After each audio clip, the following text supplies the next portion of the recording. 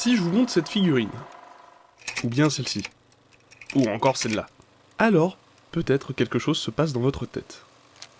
Comme un vieux souvenir.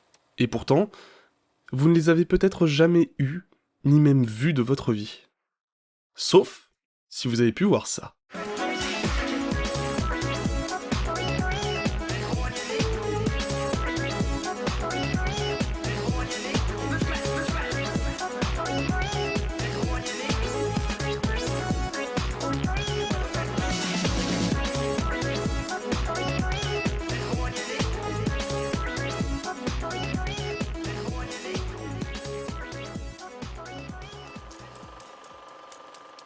« 2004. Lego survit grâce aux revenus générés par les gammes Bionicle et Star Wars. Leur stratégie de miser sur des licences a bel et bien fonctionné. Enfin, sur la durée, une seule l'a vraiment fait en vérité.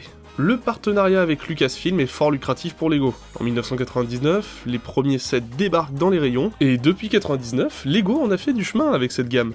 Premier acteur en Lego, nouvelle manière de sérigraphier les figurines, les premiers sets collector, nouvelle couleur de peau. Pour plus d'informations, je vous invite à regarder cette précédente vidéo. Et concrètement, c'est un énorme succès, pour une raison très simple, les films. Star Wars, c'est une saga transgénérationnelle. Petit comme grand, ces films nous transportent au-delà des limites du cinéma. En 1999, George Lucas honore une promesse faite 20 ans plus tôt. Il revient avec Star Wars épisode 1, La menace fantôme, puis un épisode tous les 3 ans. La gamme de chez Lego a débarqué avec les nouveaux films. Celles-ci, comme les produits dérivés et les jeux vidéo, voient leur vente exploser grâce à la hype générée par les nouveaux films. Alors voilà, tout se passe bien, nous sommes fin 2004, voilà 2 ans que l'épisode 2 est sorti, et un nouvel épisode est attendu pour l'année suivante.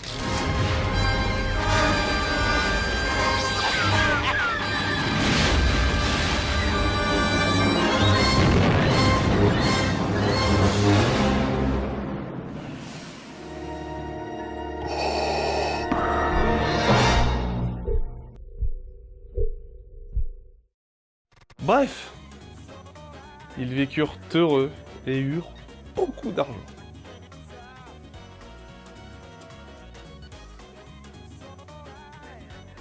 Attends 2 secondes. Il y avait marqué quoi à la fin du trailer? Ok, là on panique. L'épisode 3 annonce la fin de la saga, et imaginez-vous 2 secondes à la place de Lego. C'est la fin de son gagne-pain. C'est la fin d'un âge d'or. La stratégie commerciale de Lego, qui se basait uniquement sur l'alimentation des films et de la hype et tout ce qui s'ensuit, elle pourra plus fonctionner du tout. Donc si plus de films, plus de hype, et finalement, les ventes chutent. Alors Lego va se lancer dans un tas de projets en rapport avec Star Wars, parce que si c'est la dernière fois qu'ils peuvent profiter d'un tel engouement, alors autant y aller à fond. Juste une dernière fois. Bon, avant de parler de Lego et de ce qui se passe en interne, va falloir qu'on parle de Lucasfilm. Lucasfilm, c'est la société de production fondée par George Lucas, le papa des Star Wars pour ceux qui savent pas. Elle voit le jour en 1971, George Lucas réalise quelques films couronnés de succès avec, puis il se penche sur son Star Wars. Cependant, au vu des effets spéciaux voulus, il essaye de coproduire le film, et c'est la Fox qui acceptera finalement de lui donner 10 millions de dollars pour réaliser le projet. Mais malheureusement, tout ne se passe pas comme prévu. Comme n'importe quel classique du cinéma, le tournage est catastrophique, la Fox menace de se retirer plusieurs fois lors du tournage du film, et ils ont failli l'annuler je sais pas combien de fois. Enfin bref, c'est le 25 mai 1977 que le mythe commence.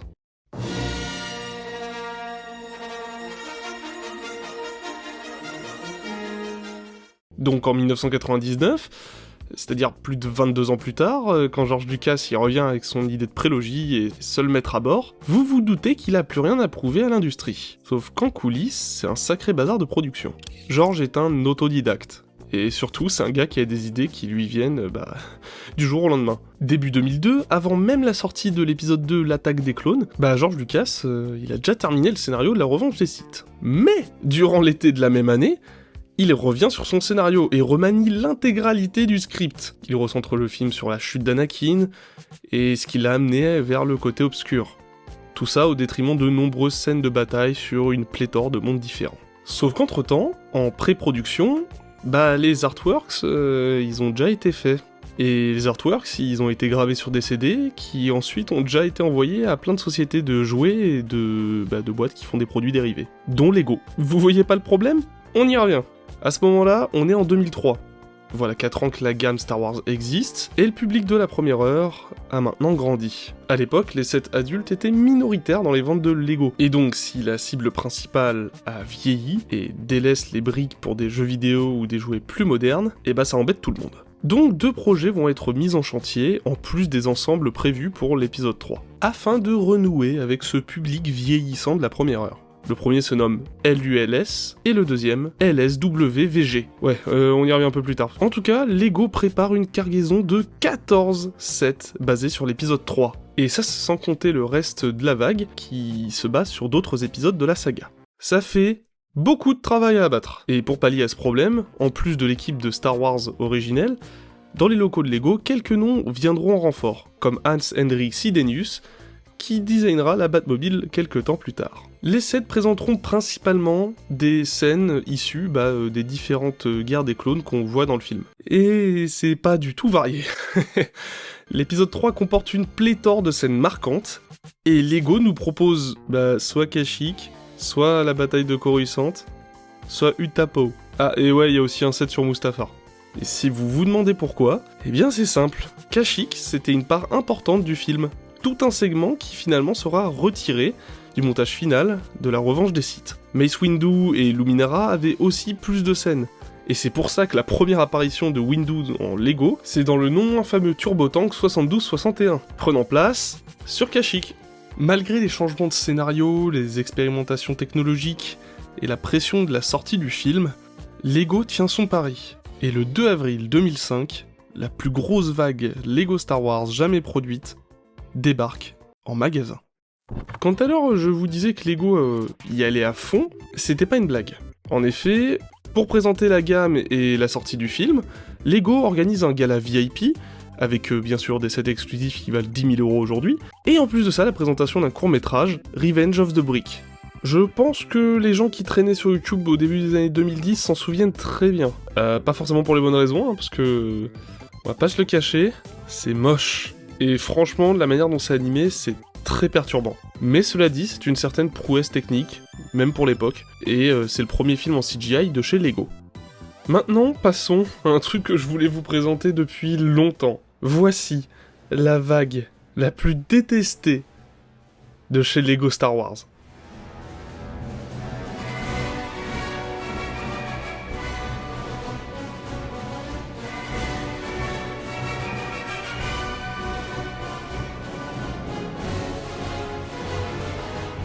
Commençons avec le commencement, le 72-56 Anakin Starfighter.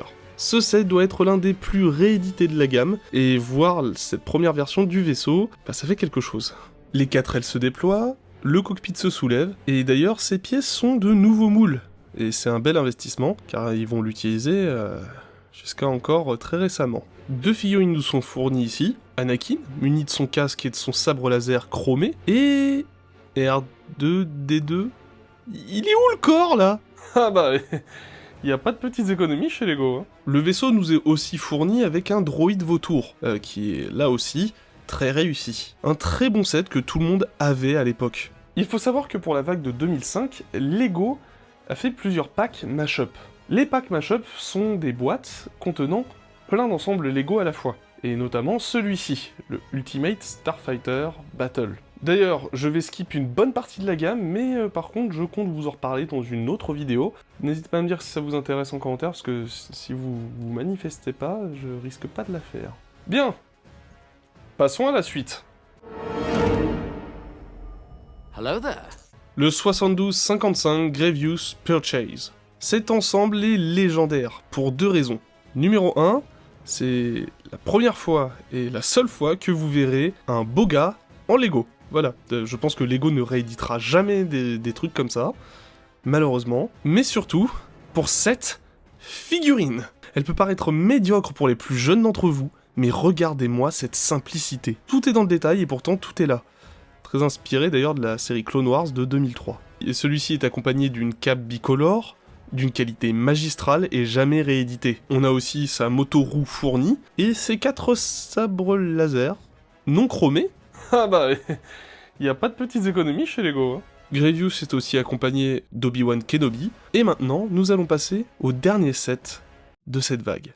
Le 72-57 Ultimate Lightsaber Battle. La pièce principale de cette gamme, et l'un des sets les plus détestés aussi de cette gamme. Pourquoi ça? Eh bah on y revient. Cet ensemble n'a pas été conçu exactement comme les autres. En fait, il a été pensé comme un jeu de combat pour 2 joueurs, avec les tiges qui nous permettent de balader nos figurines sur le plateau, on peut aussi les faire combattre et les faire tomber des socles. On peut interagir avec le décor. Le but? Faire tomber l'adversaire. En soi, pour 2 personnes, c'est très très chouette. En figurine, nous avons le droit à Anakin et Obi-Wan. Et honnêtement, à mes yeux, c'est l'un des meilleurs ensembles que Lego n'a jamais fait. Parce qu'en plus, il n'a jamais été réédité depuis, du moins sous cette forme. Encore une fois, les designers n'ont pas fait n'importe quoi. Ils ont très bien réussi à transposer les films en Lego, tout en gardant le simplisme et en même temps la place pour l'imagination. Alors pourquoi tout le monde déteste cette vague? Bon, pour résumer le problème de cette vague, je vous présente le TIE Fighter référence 72-63. Une réédition d'une réédition qui n'a rien de spécial hormis un truc. Son prix. En 2001, quand le 7146 sort, il coûte aux alentours de 20 €. En 2005, il coûte 35 €. Pourquoi ça? Ceci est la raison. Voici le fameux projet LUS, ou aussi appelé Light Up Lightsaber. Ce projet a mis 2 ans avant de voir le jour. L'idée était d'essayer de rendre les Lego plus réalistes et interactifs. Les designers ont conçu une série de 5 figurines avec la faculté d'illuminer leur sabre laser. Alors pour 2005, c'est assez révolutionnaire, que ce soit au niveau de la miniaturisation, de la technologie et même des LED. L'actionnement se fait par la tête de la figurine, en appuyant juste dessus. Cependant, on ne peut pas retirer la tête. Alors c'est très chouette et très intéressant tout ça, hein. Juste, la question c'est de savoir pourquoi c'est jamais réapparu nulle part. La réponse est simple. C'est quand la dernière fois que vous avez laissé votre petit cousin jouer avec vos Lego?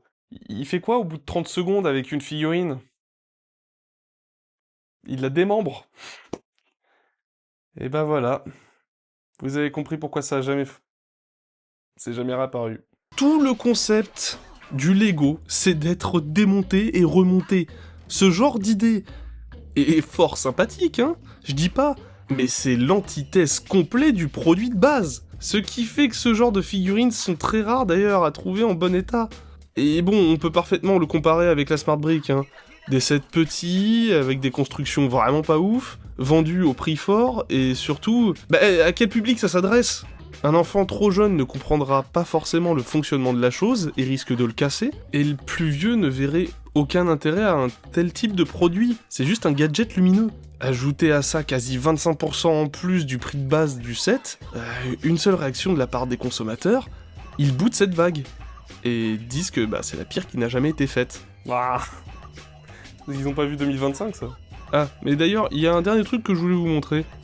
Et là, vous vous demandez peut-être pourquoi je vous montre la notice? Eh bien pour ça. Retour en 2003. Lego, eux, ils sont en plein remaniement.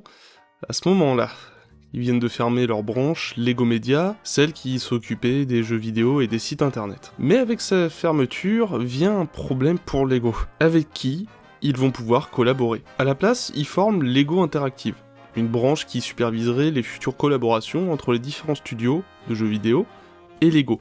C'est à ce moment-là qu'ils découvrent Traveler's Tale, un studio de jeux vidéo britannique qui avait déjà travaillé principalement avec Disney. C'est notamment eux qui ont fait les jeux Mickey Mania ou encore Toy Story. Et ce sont donc vers eux que Lego se tourne pour le projet qui est devenu incontournable aujourd'hui. Je parle bien évidemment de Night Kingdom. Ah non, pardon, excusez-moi, on me dit dans l'oreillette que Traveler's Tale s'en fout. Et à la place, ils vont proposer à Lego une idée plutôt culottée. Demander les droits à Lucasfilm de leur film pour en faire un jeu. À ce moment-là, Jonathan Smith, employé de Lego Interactive, voit le potentiel du studio et du dit projet. Alors il fait une proposition à George Lucas, en lui disant ces mots. Je ne sais pas où cela va nous mener, mais j'aimerais vous proposer un jeu où l'on pourrait jouer à toute la prélogie. On pourrait prendre un personnage d'un film et le jouer dans le suivant, que ce soit des gentils ou bien des méchants. Un jeu où tout le monde pourrait rejouer ses scènes préférées, et tout ça en coopération. Voilà. Et avec ces quelques phrases, TT Games va offrir aussi une belle démo technique afin de convaincre Lego et Lucasfilm.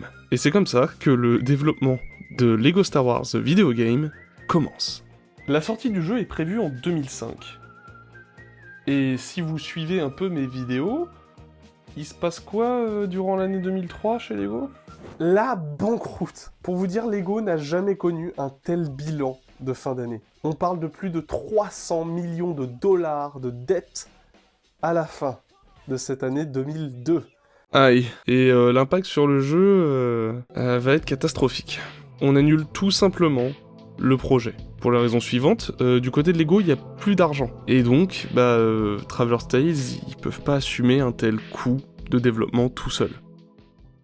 Mais, parce que sinon le jeu il est quand même sorti, hein, donc alors comment ils en sont sortis de cette histoire ? Eh bien c'est grâce à ces deux personnes, Jonathan Smith et Tom Stone. Après leur licenciement, oui parce que aussi j'ai oublié de le dire, hein, mais Lego Interactive ça a fermé entre temps. Hein. Donc après leur licenciement de chez Lego Interactive, ils décident de fonder Giant Interactive et de racheter les droits du jeu Lego Star Wars et même de trouver un éditeur secondaire, Eidos. Vous les connaissez sûrement pour la saga Deus Ex. Le développement peut alors continuer. Pour le gameplay, le studio va s'appliquer des règles d'or. Éviter de frustrer les joueurs, ne pas casser le rythme, et surtout ne pas mettre de game over. Ah, et comme ils le disent, quelque chose qu'ils considéraient être un must-have, c'est que le jeu doit pouvoir se faire intégralement en coopération. Ah, et troisièmement, il doit être simple. Mais simple au point d'en être muet, et donc compréhensible universellement. Faut quand même le reconnaître, Star Wars c'est quand même des films à certains moments qui peuvent se montrer un peu plus sombres et violents. Donc pour pallier à ça, Lego décide de soit couper ces scènes, soit les parodier avec de l'humour.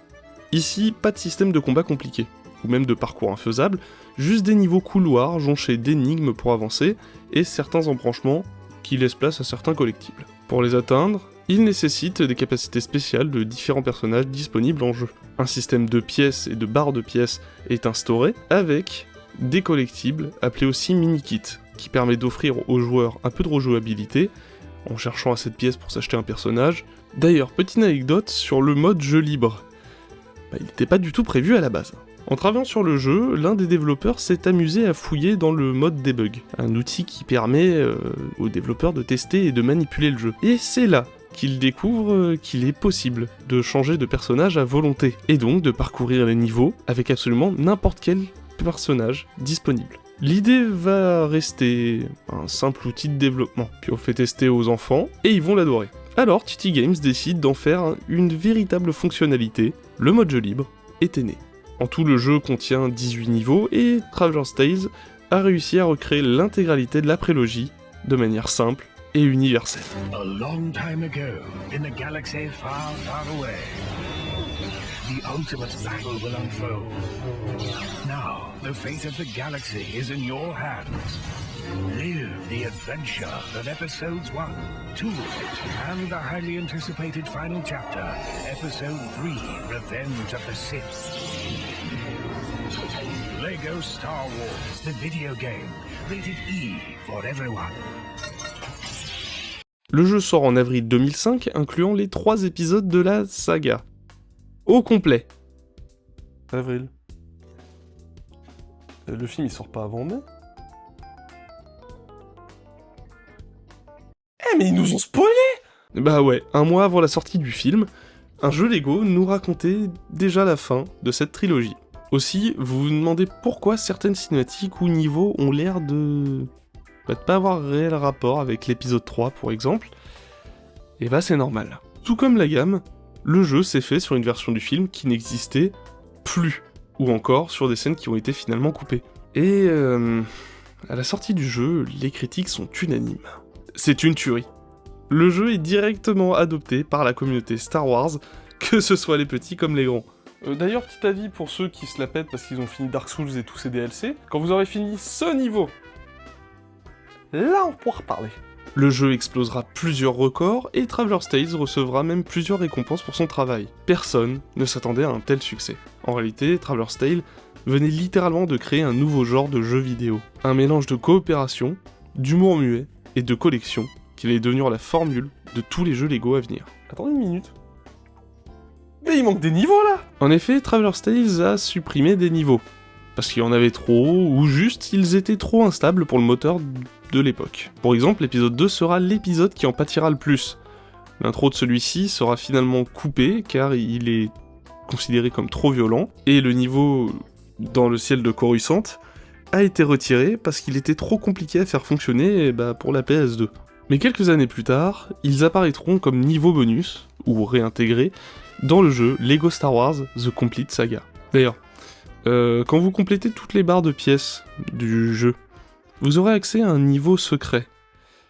Et celui-ci annonce de gros projets pour l'avenir.